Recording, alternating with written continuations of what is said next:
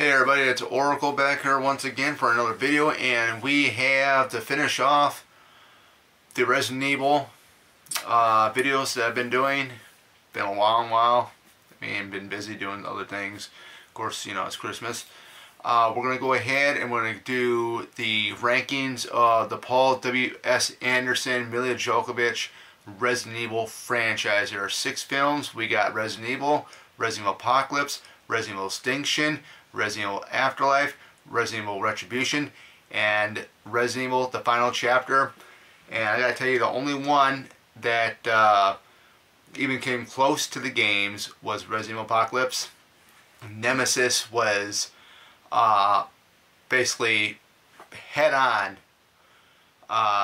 looking the way he does in the games that he does in the movie, like his appearance.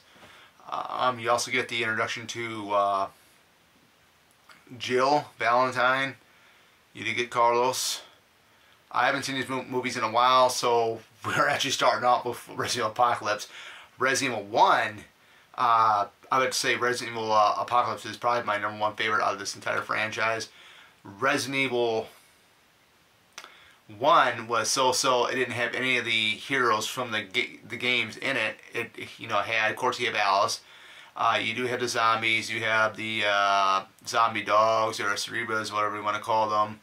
You have a liquor that can mutate into a metaphor, like adult version of it. I mean, I don't know. It's just it's crazy the way they came up with this idea. And then you got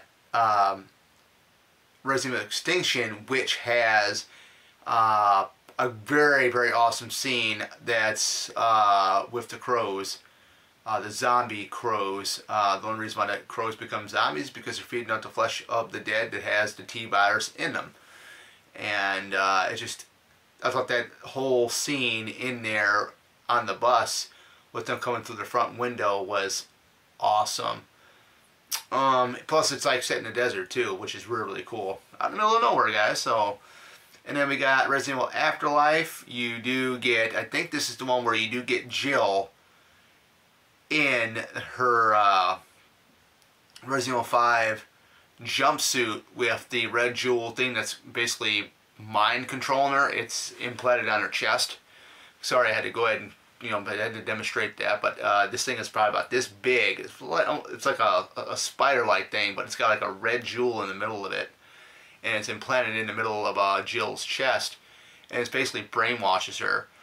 And I thought it was really cool how they did that. The actress, pardon me not knowing her name offhand, but I thought she did a great job. I do love the Jill that's in the new film. Some people complain because that Jill in the newer film is race bended, and I have no problem with a character that's, you know, Caucasian and it's race bended. Some people make a big issue about it. I'm not one of those types to make an issue about it because, you know, I've learned to accept things the way they are. And of course, Nick Fury started out as a white guy, or everybody, and he ended up turning into an African American guy. So, I mean, there's no complaints there at all. I mean, I just rolled the flow, and I loved Resident Evil Welcome to Raccoon City. Some people don't like it because there's 2 different storylines in it, but that's saved for another time. Resident Evil Retribution, I thought this was one of my second favorite ones, and I'm going to tell you why.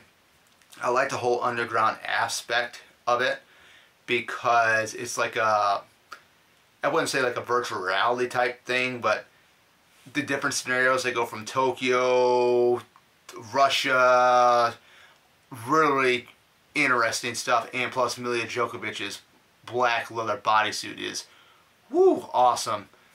You do get to see it on, if you look at it, like type in Resident Evil Retribution or Google it, you'll see what I'm talking about. She really rocked that out with wearing that outfit. That's probably my favorite outfit that her character has worn in the Resident Evil movies done by Paul W.S. Anderson. Basically, he is their husband and wife. Him and Milla are husband and wife, for those of you that don't know.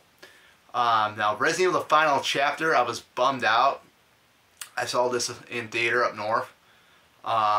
a friend of mine had this idea of yeah, let's go up north because they got better theaters, and you sit like on a riser thing, and the seats, it's like a, I don't know, like a step thing and whatnot.